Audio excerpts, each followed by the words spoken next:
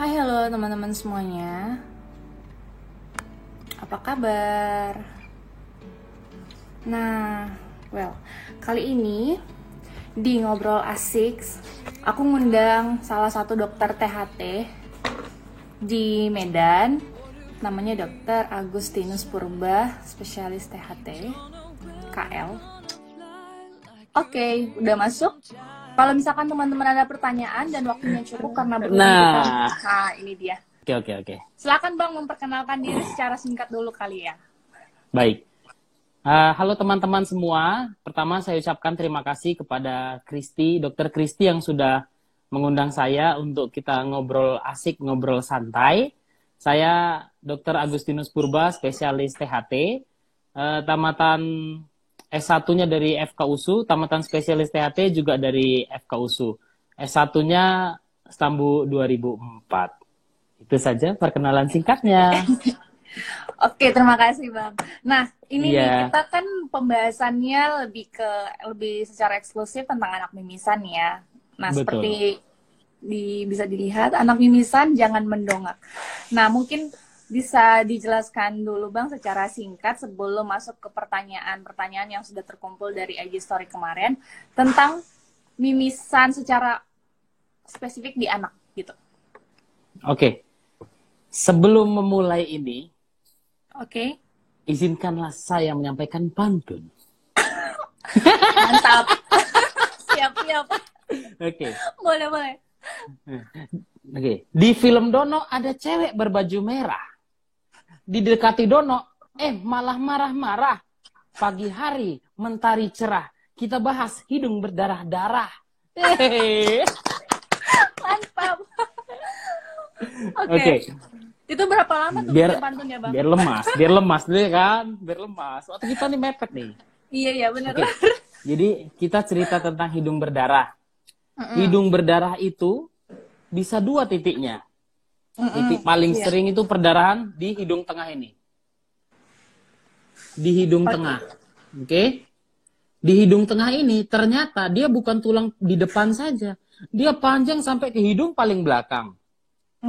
Sumber darah 2. 1 di depan, 1 di belakang. Di sini banyak sekali ngumpul pembuluh darah. Sampai disebut dia namanya Kieselbach area. Saking banyaknya ngumpul. Kayak kedai kopi banyak orang ngumpul. Di Kieselbach banyak pembuluh darah ngumpul. Oke, itu dari seginya. Nah, jadi logikanya. Coba ada preman bikin masalah di gang sepi. Apakah banyak warga ngumpul? Sikit. Tapi kalau preman bikin masalah di kedai kopi yang lagi rame dia. Yes. Jadi kalau ada masalah apapun di tempat pembuluh darah ngumpul, pasti darahnya ngocor banyak. Sama di belakang, itu ada kedai kopi juga. Maaf, bukan kedai kopi, pembuluh darah ngumpul. Oke. Kalau pada anak-anak, ini kita cerita eksklusif pada anak-anak. Tapi sekilas saya ceritakan dulu bahwa kalau mimisan pada anak-anak, mimisan pada remaja, mimisan pada dewasa, penyebabnya bisa beda banget. Bisa beda banget. Tapi karena kita cerita pada anak-anak, paling sering sumber perdarahannya itu ternyata dari depan, bukan dari belakang. Nah, bagaimana kita tahu perdarahannya dari depan atau dari belakang? Loh, Dok, saya kan cuma bisa lihat dari depan, saya nggak bisa lihat dari belakang. Dari mana saya tahu depan belakang? How do I know? Oke. Jadi, kalau dia perdarahan dari depan, karena letaknya di depan, pasti dia keluarnya dari depan. Karena itu kan air akan mencari tempat yang lebih rendah. Jadi letakkannya di sini, tempat lebih rendahnya di sini. Dia akan nanti nampak ngocor di sini, ngocor di sini. Kalau ternyata sumber mimisannya di belakang, karena di hidung paling belakang tuh turun ke bawah langsung ke tenggorokan. Jadi nanti darahnya turunnya dampak dari mulut. Jadi kalau tanya, "Mak, aku kok dikira anaknya aku muntah darah atau batuk darah?" Rupanya dari mulut. Jadi cara gampangnya, "Nak, buka mulut, Nak. Lihat di dinding paling belakang pakai senter atau pakai lampu. Ada dari atas nampak turun-turun, dia ngalir ke bawah. Dan itu kalau sudah banyak, numpuk ke bawah, masuk ke lambung, dia bisa bikin mual, terakhir muntah darah. Dikira orang tuanya, anakku muntah darah. Padahal darah yang dari hidung turun ke belakang, ketelan, bau. Karena darah kan bau ya. Itu dia. Jadi kalau ditanya, penyebabnya dari mana? Kita cerita anak-anak. Yang paling sering itu faktor udara. Udara. Jadi faktor udara. Hidung itu nyamannya kalau dia lembab. Itu kesukaan dia. Karena mukosa cocoknya memang lembab-lembab. Dia nggak suka kalau terlalu panas, terlalu kering, terlalu dingin, sama tekanan yang tinggi. Makanya pemicunya adalah paling sering cuaca panas, cuaca kering, AC terlalu dingin, lagi pergi liburan ke tempat bersalju, pulang kampung ke tempat yang dingin banget, lagi jalan-jalan ke Mesir, tempatnya panas. Kemudian lagi naik pesawat, ada perbedaan tekanan. Nah, itu yang paling sering. Penyebab lainnya apa? No speaking, korek-korek hidung. Nah, seperti saya bilang di awal, sumber perdarahan ada di tengah. Jadi kalau makin ini bengkoknya gini, atau bengkoknya gini ke tengah, ini sama saja meningkatkan resiko mimisan. Jadi yang aman ngoreknya kemana, Dok? Misalnya pengen kali, pengen kalau ngorek kemana lah, arah yang aman. Arah yang aman itu ke bawah atau ke atas. Karena sisi kanan juga banyak pembuluh darah. Ini pun banyak pembuluh darah, tapi lebih tipis yang di tengah. Ya, dikorek. Kemudian terpukul. Dah. Habis itu apa yang suka dilupakan orang? Kadang-kadang di hidung, bisa saja hidung ini bengkok. Jangan kira hidung ini lurus, bagian tengah ini tulang ini. Banyak orang bengkok, dan sering bengkok dialami oleh orang yang mancung. Jadi buat teman-teman yang merasa hidungnya pesek, bersyukurlah karena sama saja kalian ini resiko hidung kalian bengkok. Nah, di hidung yang bengkok itu, sering kadang di sudutnya ada yang tajam. Nah, bagian itulah yang sering jadi sumber perdarahan. Saking tajamnya, dia mengorek bagian mukosa luarnya. Kemudian, kalau anak-anak seringkali memasukkan benda-benda yang kita nggak tahu. Itu sering kejadiannya. Benda asing. Karena memang fasenya untuk memasukkan apapun. Jadi kalau orang dewasa masih suka masuk-masukkan, ya mungkin fasenya terlambat atau kepanjangan. Oke. Kemudian, infeksi bisa. Entah rinitis atau sinusitis. Hal lain berkaitan sama pembuluh darahnya. Hal lain apa lagi? Tumor. Apakah ada nggak tumor sama anak-anak? Ternyata jawabannya ada. Bisa tumor pembuluh darah. Tapi kalau dalam hal ini saya akan ceritakan salah satu yang cukup spesifik. Yang namanya tumor. Ini cerita tumor. Tumor angiofibrom juvenile. Karena cukup sering kasusnya. Angiofibrom juvenile. Nah, dari namanya ya. Angiofibrom. Angio pembuluh darah. Fibrom jaringan ikat. Jadi isinya itu pembuluh darah sama jaringan ikat. Bisa saja komposisinya lebih banyak angionya. Ini tipe yang lebih mudah berdarah. Karena lebih banyak pembuluh darahnya. Ada yang tipe lebih banyak fibronya. Lebih banyak jaringan ikatnya. Perdarahannya bisa lebih sedikit. Nampaknya di mana? Lokasinya angiofibrom ini ada di hidung. Hidung paling belakang. Jadi cara masuknya bagaimana, Dok? Kepala saya besar, hidung anak saya kecil. Jangan pakai kepala. Nah, cara masuknya adalah pakai teropong endoskopi yang ukuran kecil untuk anak-anak. Jalan ke paling belakang, tengok sampai tempat paling mentok. Di situ ada jaringan. Langsung nampak dia membesar atau merah atau mudah berdarah. Berarti harus dicek ke dokter juga kan, Bang ya? Bukan kalau ada mimisan. Dilakukan sama ibunya sendiri, jangan sampai. Iya. Nah, pas di belakang si hidung paling belakang, di jaringan itu, pas di belakangnya adalah ke atas dikit, langsung dasar otak. Makanya seringan kalau ada benda asing, mohon maaf, kalau ada tumor, ada massa di belakang situ, sering keluarnya sakit kepala. Karena ini letaknya di hidung paling belakang, di sininya dasar otak. Cuman tulang tipis saja sebelum ke dasar otak.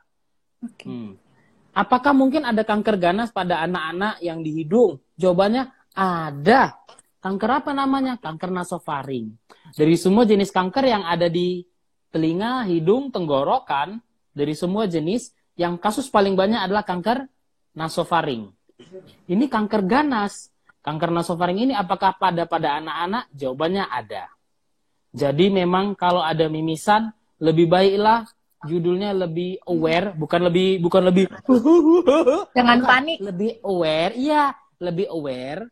Bukan karena nggak apa-apanya ini. Lebih baiklah diperiksakan, fokus, yang penting tenang. Karena kalau dia cepat ditangani, hasilnya pun lebih baik dibandingkan Lebih baik, lambat. Baik. Terima kasih Dokter Agus sudah menjelaskan secara singkat dan padat, namun jelas juga tentang mimisan pada anak. Nah, ini kita langsung ke pertanyaan ya, Bang. Boleh. Nah, ini. Kalau mimisan apa betul harus langsung siram kepala pakai air dingin, Dok? Oke, baik. Sebelum menjawab ini, izinkan saya menyampaikan pantun saya selanjutnya. Oke. Lanjut. Ya.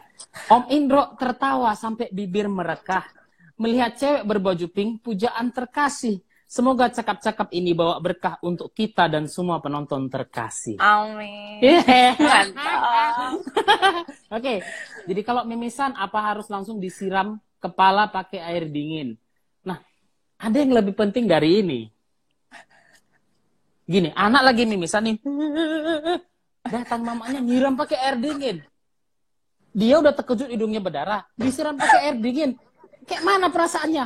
Bayangkan kita sebagai anak itu. Nah, jadi yang poin pertama, kalau terjadi mimisan, nomor satu, kita sebagai orang tua, ceceknya orang tua nih kan, aku mimisan, Mak. Langsung datang, nak, tenang, nak. Karena waktu tenang, aliran darah pun pasti akan lebih tenang juga. Nak, tenang ya, tenangkan dulu. Walaupun hati kita nggak tenang, itu urusan kedua. Tugas kita orang tua, kayak stay cool. Bermuka dua lah ya, Bang.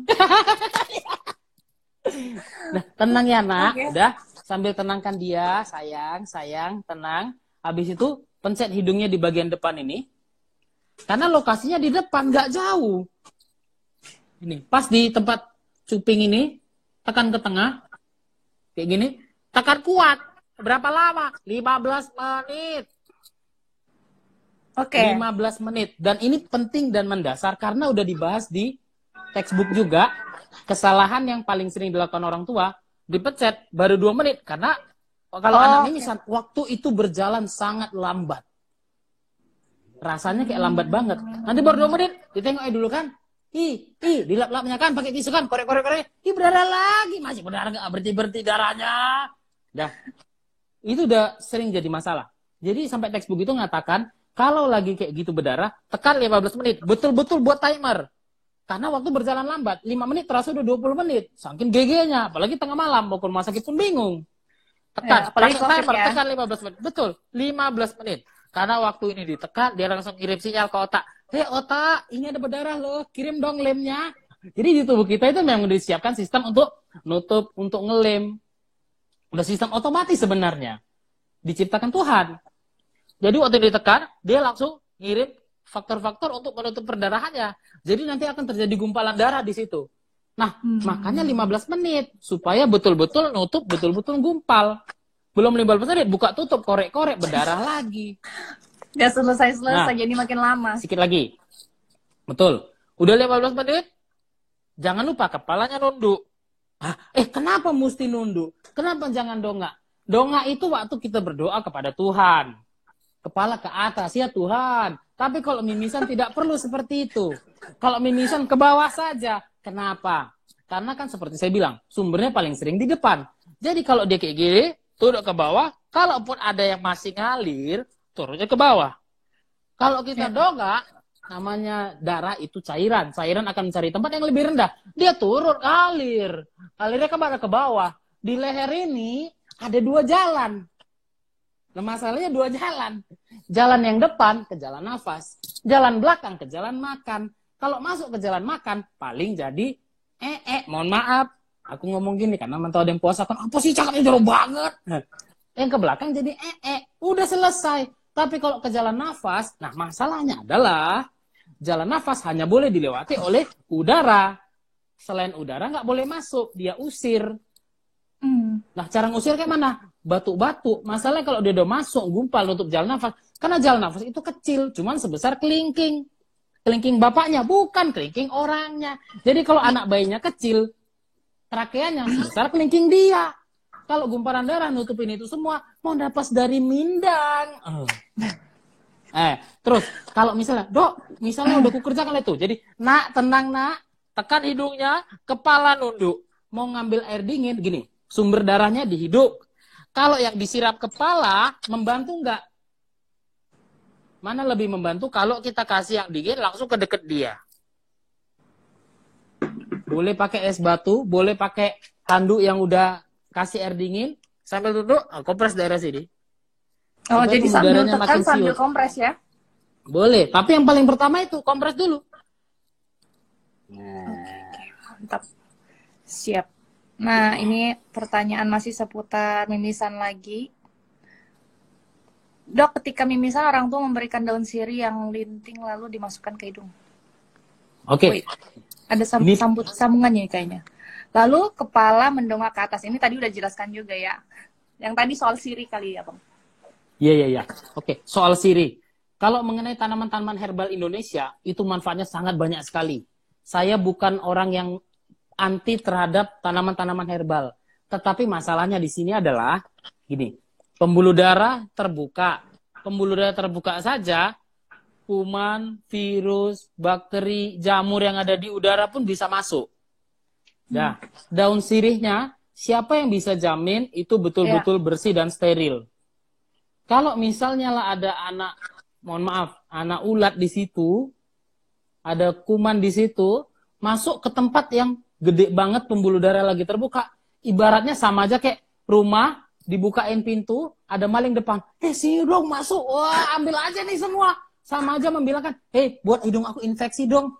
Saya bukan nyalakan Siri. Siri memang terkenal sebagai misalnya antiseptik dan lain-lain. Tapi nggak mungkin saya menyatakan sesuatu yang misalnya belum di ACC atau dilakukan penelitian secara klinis.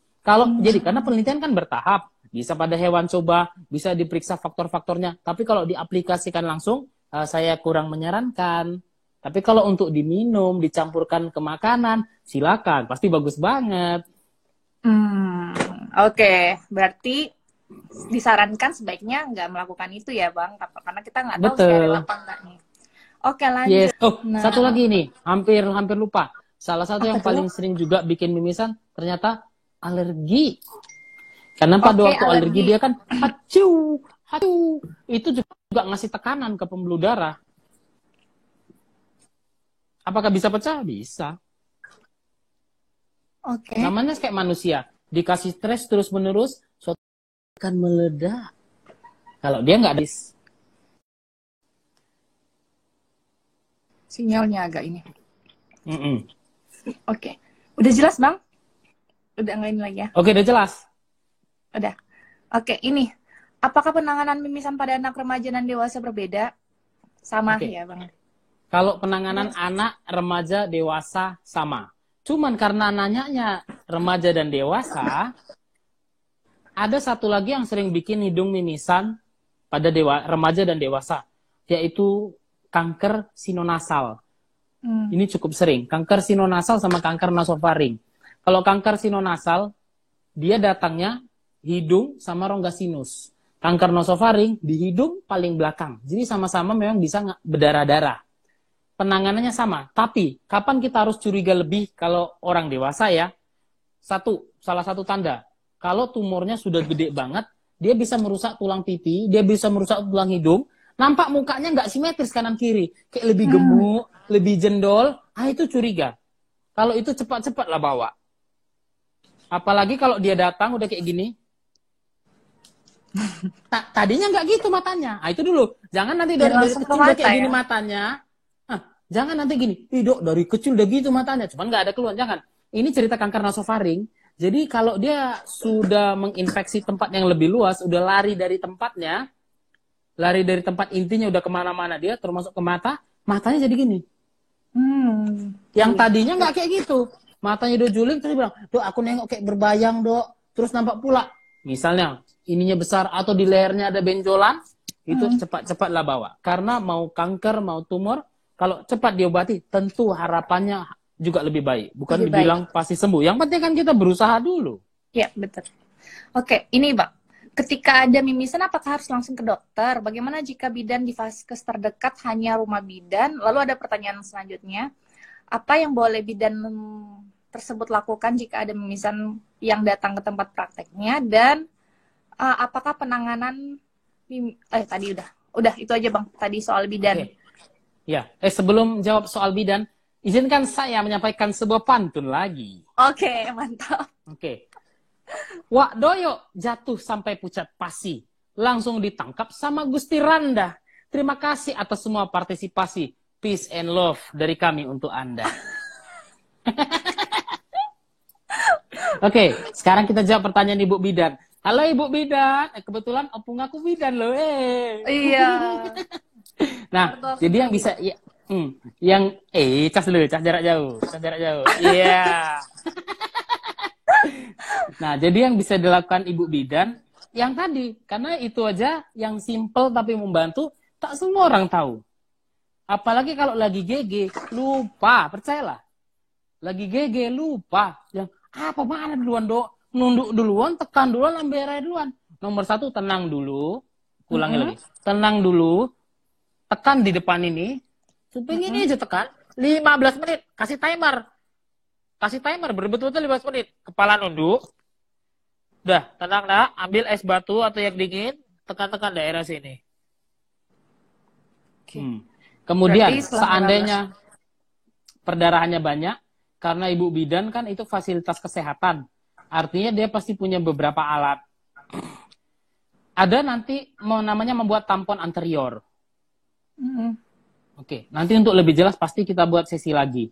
Tapi prinsip dasarnya adalah perdarahan itu bisa cepat ditangani kalau dipres. Prinsipnya dipres. Makanya kayak ditekan. Ini prinsipnya menekan, press. Tampon anterior itu kayak kasa gulung, tapi yang tipis, panjang. Disusun dari bawah sampai ke atas, dari belakang sampai ke depan susun. Fungsinya dibuat padat untuk menekan. Prinsipnya seperti itu. Kenapa tampon hidung itu sakit? Karena dia harus menekan. Namanya darah, kalau ditekan berhenti. Prinsipnya sama kayak di kaki, di tangan berdarah, kan ditekan. Cuman karena di hidung nggak mungkin tangannya masuk. Makanya minta tolong ini. Iya. Oke, nah ini mungkin pertanyaan yang lain itu nggak seputar ini lagi ya Bang, tentang mimisan, tapi kita mungkin bisa bahas, menjawab kira-kira 30-1 menit ya. 30 Boleh. detik sampai 1 menit, biar kejawab semuanya.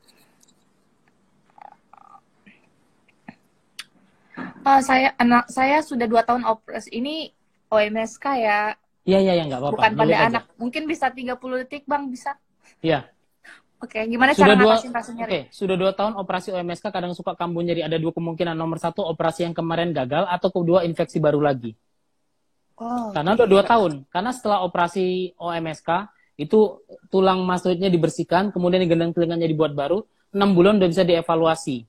Karena penutupan gendangnya cantik, tumbuh jadi, grafnya jadi kayak seperti jaringan balik lagi, 6 bulan. Berarti kalau udah sampai 2 tahun sering kambuh-kambuh rasa nyeri, 1, infeksi baru datang, atau yang kedua, infeksi yang kemarin belum tuntas, masih ada sisa sedikit, dia jalan lagi, dia bangkit lagi. Jadi saran saya tetap, kalau perlu ya CT scan ulang lagi. Nah ini dia, bagaimana cara membersihkan upil yang benar pada bayi agar tidak berdarah? Oke, jadi kalau mau bersihkan upil, silakan pakai cotton bud, lembut, pakai baby oil pun boleh, pelan saja di depan. Hati-hati kalau misalnya ngupil ke tengah. Seperti saya bilang, yang paling banyak dan paling simple kena mudah berdarah tuh di tengah. Jadi jangan main-main ke sini. Kalau main ke sini harus kali ya pelan saja. Jangan gunakan benda-benda yang keras, apalagi besi bengkok. Kadang-kadang ada orang tua pemberani, dia pakai besi-besi bengkok masuk ke hidung, masuk ke kuping. Saya salut untuk keberaniannya. Oke Bang. Nah ini dia. Tunggu dulu. Ini kan sudah mau dekat akhir. Saya sudah siapkan pantun juga ini. Iya. Sialagan si tumorang manulang huta barat. Si mangunsong purba tarigan si hombing. Kirim salam sama Bang Huta Barat. Siap corona, ayo makan kambing. Itu Pak, yang dia baru mau pergi ke rumah sakit. Iya, cocok nih pantunnya, denger dia. Nanti Abang buat sesi live sama dia ya. Cocok. Oke, ini dok, cara efektif membersihkan telinga anak gimana? Oke, jadi normalnya, ini kembali lagi normalnya. Ternyata Tuhan sudah menciptakan sistem otomatisasi loh. Di liang telinga ini, di bagian luar, itu ada bulu telinga. Kelenjar kotoran pun di situ. Jadi di situ kelenjar kotoran, di situ bulu telinga. Jadi kotoran keluar di sini, otomatis bulu telinga dorong keluar. Tapi kenyataannya adalah sistem ini bisa bekerja kalau tipe kotorannya sedikit dan kering. Karena tipe kotoran tuh ada yang sedikit dan kering, ada sedikit dan lembek, ada banyak dan kering, ada banyak dan lengket. Jadi tipenya banyak banget. Iya. Jadi kalau misalnya tipe kering, silakan bersihkan pelan-pelan, luar saja boleh. Tapi kalau ternyata nampak tipenya lengket, besar, gumpal, bayangkan, ini gumpal, ini cotton bud masuk dari luar, bagaimana lah benda bulat mau ngambil benda lengket? Yang ada malah makin kedorong ke belakang.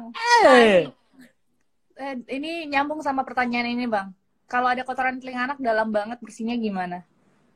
Kalau ini, nah ada yang nanya, dok boleh nggak pakai obat tetes? Nah, ini pertanyaan yang paling sering. Dok, boleh nggak pakai obat tetes? Nampaknya gede kotorannya, supaya kotorannya keluar. Oke. Saya prinsipnya, kalau misalnya saya membersihkan kuping anak, saya pasti intip dulu ke dalam. Intip ke dalam pakai teropong. Oh, kayak gini bentuknya. Karena bentuknya aja beda-beda tiap orang. Oh, banyak atau sedikitnya, letaknya di mana? Misalnya, ini telinganya. Oke? Ini telinga luar, ini telinga dalamnya. Di sini gendangnya. Kalau tadinya kotorannya di tengah-tengah sini, saya tentu akan ambil langsung. Pakai alat. Alatnya ada alat penyedot, ada alat yang serumenhak, agak bengkok kayak sendok untuk bawa dia keluar. Kalau di tengah saya pasti usahakan ambil. Ada juga kayak forceps, capit. Tapi kalau letaknya di gendang, masalahnya gini, dia nutupi gendang. Kita nggak tahu seberapa dekat sama gendang, kita nggak tahu dia lengket atau nggak sama gendang. Kalau kita coba korek ke belakangnya, ternyata belakangnya udah gendang, sama saja kita merusak masa depan anak kita. Jadi kalau pakai obat tetes boleh nggak dok ya? Nah, kalau pakai obat tetes, kalau ternyata kotorannya banyak, silakan. Tapi kalau nggak ada kotoran atau kotornya dikit aja nempel di sini, yang lain malah plong, kan kadang mau lengket di sisi sini aja. Jadinya plong semua ke belakang, ditetes. Nah, jangan lupa obat tetes juga iritatif. Jadi kalau yang ini cuma kena, tapi lebih banyak yang kena cairannya, Mbak, yang di yang lain-lainnya. Tapi kalau kotorannya penuh, ya kena kotorannya semua. Nggak kena ke liang, nggak kena ke gendang. Ya. Itu karena kenyataannya. Memang tipe kotoran banyak sekali, jadi menyesuaikan dengan bentuknya. Sama kayak kita menghadapi manusia. Kita nggak bisa ngomong hal yang sama ke semua orang. Kepada A, kita ngomong caranya gini. Kepada B, kita ngomongnya kayak gini. Pendekatannya berbeda ya, Bang ya? Iya. Oke. Nah, ini telinga bayi kayak berbau terus, tapi tidak ada cairan yang keluar, dok. Oke, ada 3 kemungkinan. Nomor 1, taik kuping. Taik kuping memang punya aroma. Maksudnya bukan aroma toko roti ya. Maksudnya punya bau. Yang kedua, infeksi. Ada infeksi yang di dalam, bengkak, cairan nggak bisa keluar, tapi di dalam, karena cairannya infeksinya udah kering di dalam, nggak bisa keluar, cairan tuh bau, dicium bau, tapi nggak ada yang keluar karena udah kering. Yang ketiga, ada benda asing di dalam. Apakah bisa ada benda asing di kuping? Bisa. Kayak kemarin cincin anak-anak yang atasnya kayak permata-permata itu, pernah masuk ke dalam. Pernah juga anak kecil beras, benih padi. Ini kebetulan waktu itu datang dari daerah. Benih padi dia main-main di sawah, benihnya masuk. Dicoba diambil, makin masuk. Ternyata ini gendangnya, benih padinya udah setengah masuk. Jantung nabrak. Oke. Karena dicoba bersihin sendiri. Mungkin nggak nampak, alatnya nggak proper kan. Iya, benar-benar. Berarti kalau kayak gitu sebenarnya kalau masukkan benda asing langsung ke dokter ya Bang ya? Itu kan salah satu masalahnya, kadang-kadang anaknya nggak ngaku. Oh, oke. Nggak semua anak-anak mau jujur kan? Takut dimarahi mama. Takut nanti ke dokter. Iya benar Bang. Nah ini udah tadi ya dijelaskan ya, nggak berani pakai cotton bud. Kalau nggak berani sendiri bersihin, langsung aja ke dokter THT ya. Nah, ini mungkin pertanyaan terakhir ya, Bang ya. Untuk pertanyaan-pertanyaan yang lain, sebenarnya masih banyak pertanyaan. Tapi kurang lebih sudah mewakili yang semuanya tadi. Iya. Oke, ini mungkin. Apakah sinusitis pada anak 5 tahun dapat memicu mimisan? Jawabannya bisa. Bukan hanya sinusitis, semua yang lain. Infeksi rinitis, sinusitis, rinitis alergi, bisa. Karena pada yang namanya infeksi, dia membuat aliran darah, blood flow-nya lebih kencang ke daerah itu kalau ada infeksi. Jadi kalau blood flow-nya lebih kencang, dia pasti juga lebih mudah berdarah. Oke, Bang. Jadi kalau melihat sumber mimisannya bagaimana sih, Dok, pada anak-anak, dokter bilang ada depan belakang. Terus sinusitis pun bisa. Kayak mana mau lihatnya? Bisa pakai teropong yang kecil, endoskopi yang kecil, masuk. Kita lihat ke bawah, kita lihat ke kanan, kita lihat ke kiri, kita lihat ke atas, ke pintu sinusnya. Kalau anak lebih kooperatif, kita bisa lihat sampai ke paling belakang, ke hidung paling belakang. Ini mungkin pertanyaan terakhir ya, Bang, sebelum menutup. Iya. Bayi 5 bulan, telinga kadang bau busuk sudah 2 minggu. Sempat keluar gumpal putih kekuningan, tidak demam. Itu kenapa? Oke. Kalau dia nggak ada demam, tetap ada 2 kemungkinan ini. Tetap 2 kemungkinan. 1, tai kupingnya memang banyak dan tipenya lembab. Karena tai kuping bukan karena usia. Oh, anak kecil harusnya bersih. Orang dewasa baru tai kupingnya ajeb-ajeb. Oh, ternyata enggak. Saya pernah jumpa yang paling kecil itu 7 bulan. Tai kupingnya gede dan gumpal di dalam. Dah. Ada juga rupanya tai kupingnya kerak di luar. Ini variasi memang. Tai kupingnya kerak di luar. Gini, dia datang ke saya, dibawa orang tuanya, telinganya udah bengkak, nutup semua sampai nggak ada celah apapun ke dalam. Bersihin. Nah, ternyata dugaan saya setelah saya tanya-tanya dan periksa ke dalam, kayaknya ada kotoran yang kering, namanya bayi, risi, dia korek-korek, mungkin kukunya agak tajam, jadinya luka dan bengkak. Padahal awalnya kotoran kerak aja. Kemungkinan lain apa? Infeksi. Kali ya, bayi. Iya. Satu lagi yang bisa juga adalah infeksi dari telinga bagian tengah, gendang telinga bocor. Jadi kalau gendang telinga bocor, dia nggak demam karena nanahnya udah keluar. Jadi infeksi telinga tengah yang bikin bocor awalnya nggak bocor, jadi gendangnya masih utuh. Infeksinya di balik gendang. Nanah semua nih. Waktu lagi merajalela, dia demam, dia sakit, kemudian nggak tertangani. Infeksi yang makin kuat dihancurkan oleh gendang ini. Robek gendangnya, nanahnya keluar karena nanah sudah dapat jalan. Dia nggak demam lagi. Jadi jangan ketipu, nggak demam kok berarti nggak infeksi. Oh, enggak, berarti kemungkinan satu lagi ya gendangnya malah udah bocor karena infeksinya. Itu udah fase yang terakhir itu ya, Bang ya? Iya, betul. Oke. Untuk pertanyaan yang lain mungkin kita sudahi dulu ya sesi kali ini. Next time kita bakal ngundang lagi Dr. Agus untuk masuk ke ngobrol asik lagi. Oke? Nah, sebelum menutup nih Bang, silakan berikan penutup, kata-kata penutup seputar mimisan atau apapun itu pada orang tua yang mungkin nonton. Oke. Baik. Nomor 1 yang paling sering dikhawatirkan adalah orang tuanya terlalu khawatir untuk bawa ke dokter. Dia takut ketahuan anaknya ada apa-apa. Itu nomor 1. Jadi nomor 1 yang harus dimasukkan ke otak dulu adalah, oke, lebih baiklah aku bawa anakku dulu daripada nanti apa-apa. Jangan lupa pikirkan anak ini pun punya masa depan. Kalau gendang telinganya bocor, infeksinya kemana-mana, kayak mana dia mau mendengar, kayak mana masa depannya. Itu yang kita pikirkan. Yang penting kan kita usaha dulu. Anak sakit, infeksi, orang tuanya nangis-nangis di rumah. Menyelesaikan solusi? Tidak. Infeksi? Jalan terus. Kasihan anak itu. Jadi pikiran kita bukan, aku takut, bukan.